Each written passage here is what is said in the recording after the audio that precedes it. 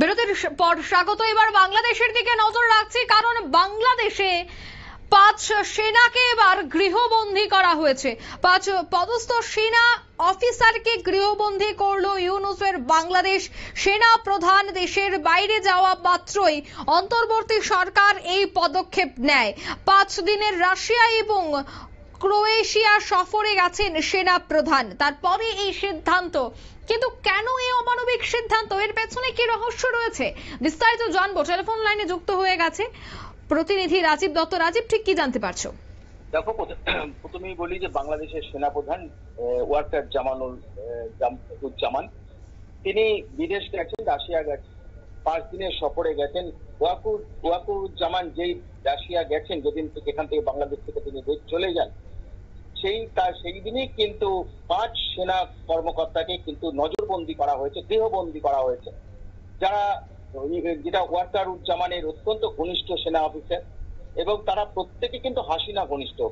সেনা প্রধানও তো হাসিনা ঘনিষ্ঠ, সেই কারণেই সম্ভবত তাদের নজরবন্দি করা হয়েছে, যেটা বাংলাদেশ সরকারের তরফ থেকে কিছু বলা হয়নি। তবে যেটুকু আমরা জানতে পারছি যে 5 জন একদম উচ্চ সেনা কর্তাকেই কিন্তু নজরবন্দি করা হয়েছে, এবং তার মধ্যে রয়েছে ব্রিগেডিয়ার জেনারেল পদমর্যাদার অফিসার, কর্নেল র্যাঙ্কের অফিসার, লেফটেন্যান্ট কর্নেল এবং মেজর।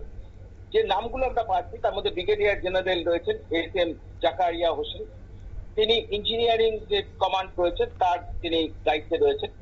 তেমনি ইনফেন্ট্রি ব্যাটালিয়নের রয়েছেন ইমরান হামিদ, তিনি হাসিনার এডিসি ছিলেন। কর্নেল আব্দুল্লাহ আল সোমেন, তিনি র্যাপিড অ্যাকশন ব্যাটালিয়নের দায়িত্বে ছিলেন, যদিও তিনি আর্মির লোক, কিন্তু র্যাপিড অ্যাকশন ব্যাটালিয়নে তিনি দায়িত্বে ছিলেন।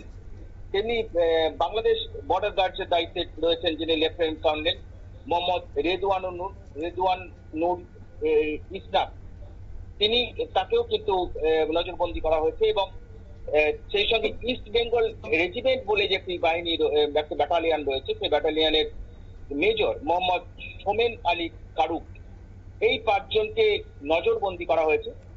তাদের যে ঢাকা ক্যান্টনমেন্টে যেটি সরকারি যে তাদের আবাস, সেখানেই তাদের নজরবন্দি করা হয়েছে, এবং তাদের জানিয়ে দেওয়া হয়েছে তারা এই ঢাকা ক্যান্টনমেন্টের বাইরে তারা যেতে পারবেন না কোথাও, এবং সেই সঙ্গে তাদের বাড়ির সামনে কিন্তু সেনা মোতায়েন করা হয়েছে।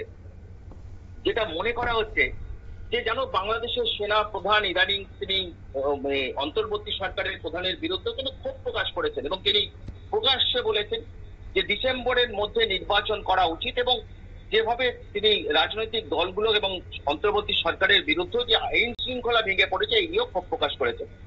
এবং যেহেতু এরা সেনা প্রধানের ঘনিষ্ঠ এবং হাসিনা ঘনিষ্ঠ, এবং সেই কারণেই কিন্তু মনে হচ্ছে যে তাদের হাউস অ্যারেস্ট করা হয়েছে, অর্থাৎ দেহবন্দি করা হয়েছে। যদিও আমি আবার বলি, সরকারের তরফ থেকে কিন্তু কিছু বলা হচ্ছে না বিষয়টা, শুধু যেটুকু বলা হয়েছে বিভিন্ন সূত্রে বেরিয়ে আসছে যে নজরবন্দি করা হয়েছে, তাদের অফিসিয়াল ডিউটিতে যেতে বারণ করা হয়েছে, অর্থাৎ তারা যে যা দায়িত্বে ছিলেন, বিভিন্ন ইঞ্জিনিয়ারিং ব্যাটালিয়নের মিস্টার জাকারিয়ার যে দায়িত্বে ছিলেন, তারপরে আব্দুল্লাহ আল সোমেন তিনি র্যাপিড অ্যাকশন ব্যাটালিয়নের যে দায়িত্বে ছিলেন, সব দায়িত্ব থেকে তাদের সরিয়ে দেওয়া হয়েছে। আপাতত তাদের বলা হয়েছে তারা বাড়ি ছেড়ে কোথাও যেতে পারবেন না, বা শহরের মধ্যেও তারা কোথাও যেতে পারবেন না, এই নির্দেশ কিন্তু তাদের দেওয়া হয়েছে। এবং সেই সঙ্গে দেশ তো ছেড়ে, যাতে তারা দেশ ছেড়ে না পালাতে পারেন, সেইটাও কিন্তু তার জন্য পুলিশ এখানে সেনা মোতায়েন রাখা হয়েছে। তো এটা যে সুযোগটা আমাদের মনে হচ্ছে যে এতদিন ধরে যেহেতু ওয়াকারুজ্জামান যিনি সেনা প্রধান তিনি ছিলেন বলে হয়তো কিছু করতে পারছেন না। বাংলাদেশ সেনাবাহিনী অত্যন্ত প্রশিক্ষিত এবং অত্যন্ত দক্ষ, এবং তাদের সঙ্গে আমাদের যোগাযোগ, ভারতের যোগাযোগ অত্যন্ত ভালো। তারাও তো বুঝতে পারছে বাংলাদেশের পরিস্থিতি কি, কোন দিকে নিয়ে যাচ্ছে ইউনূস সরকার, এবং সেই ইউনূসের সরকারের সঙ্গে তাদের একটা দূরত্ব তৈরি হয়ে গিয়েছে। এবং জানো যে কয়েকদিন আগে সেনা প্রধানের বিরুদ্ধে ক্ষোভ প্রকাশ করেছিলেন কয়েকজন উপদেষ্টা মন্ডলী, যে ইউনূসের যে উপদেষ্টা মন্ডলী তারা ক্ষোভ প্রকাশ করেছিলেন, এবং সেটা নিয়েও কিন্তু মন্তব্য করেছিলেন সেনা প্রধান ওয়াকারুজ্জামান। তো এই সমস্ত নিয়ে একটা বিরোধ মনে হচ্ছে একটা চূড়ান্ত পর্যায়ে পৌঁছেছে।